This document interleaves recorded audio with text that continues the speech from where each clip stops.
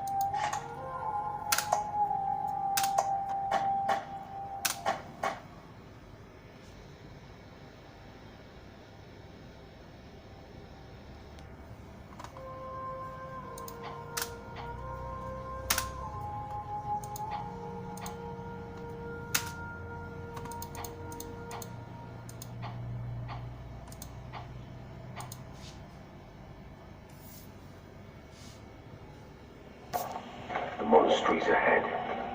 I wonder if it is still safe. Either way, our quest for Antanas nears a conclusion. I hope he's worth all the men we've lost on our way here.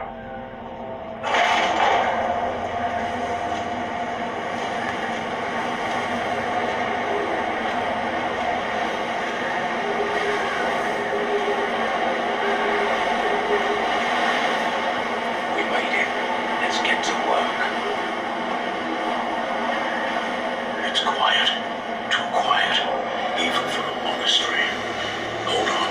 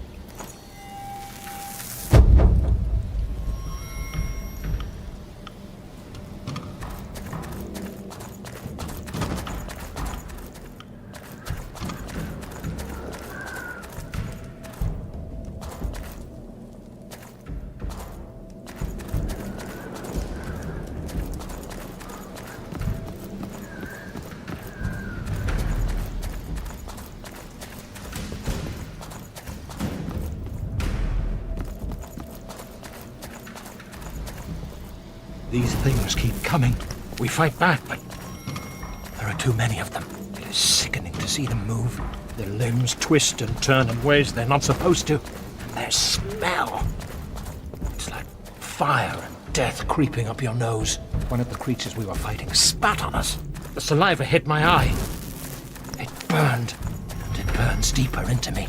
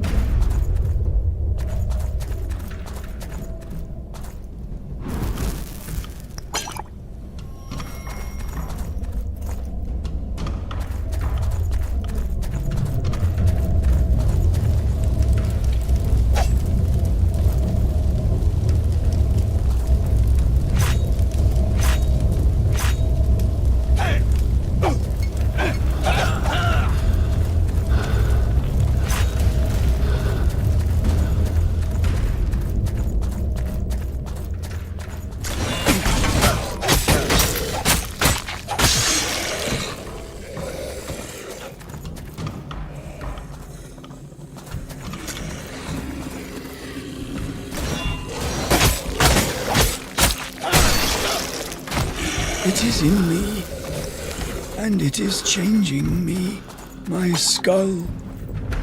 The bones are moving, growing. It does not poison my veins, more like liquid darkness we have seen with others' dragons' necks. Eyesight goes first, then follows sanity. Brother William, Brother Peter and I won't let the disease take us. We will choose death before it chooses us.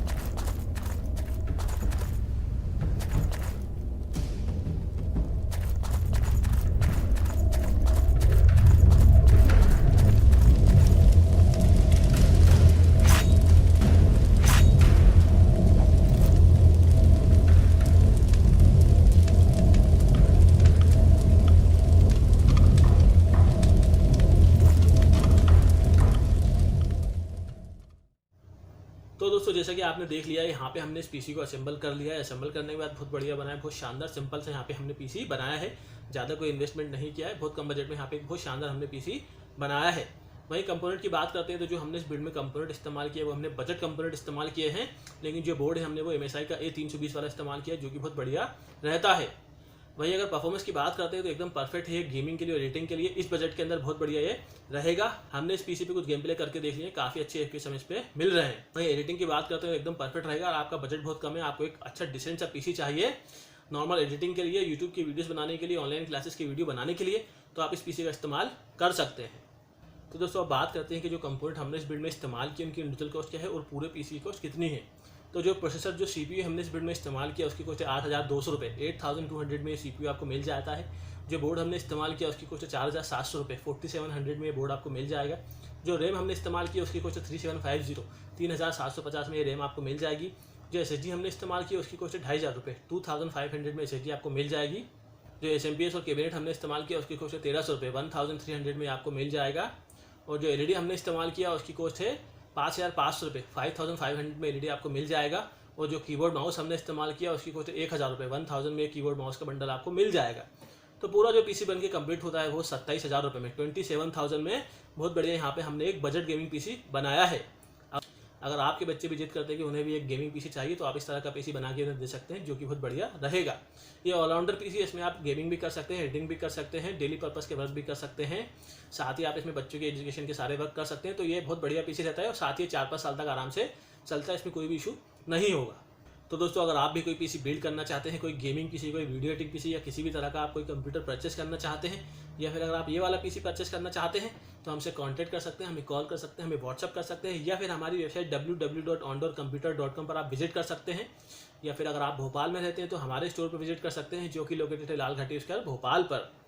और अगर आप भोपाल में नहीं रहते हैं, भोपाल से बाहर रहते हैं, तो हमसे कांटेक्ट करके किसी भी तरह का पीसी का ऑर्डर हमें दे सकते हैं, जो हम आपके घर पर भेज देंगे 7 दिनों के भीतर। तो दोस्तों अगर ये वीडियो आपको पसंद आया तो इसे लाइक कीजिए, शेयर कीजिए। इसी तरह के वीडियोस और भी देखना चाहते हैं पीसी बिल्ड के बारे में, कंप्यूटर के बारे में, तो हमारे चैनल को सब्सक्राइब कर दीजिए। थैंक यू, धन्यवाद।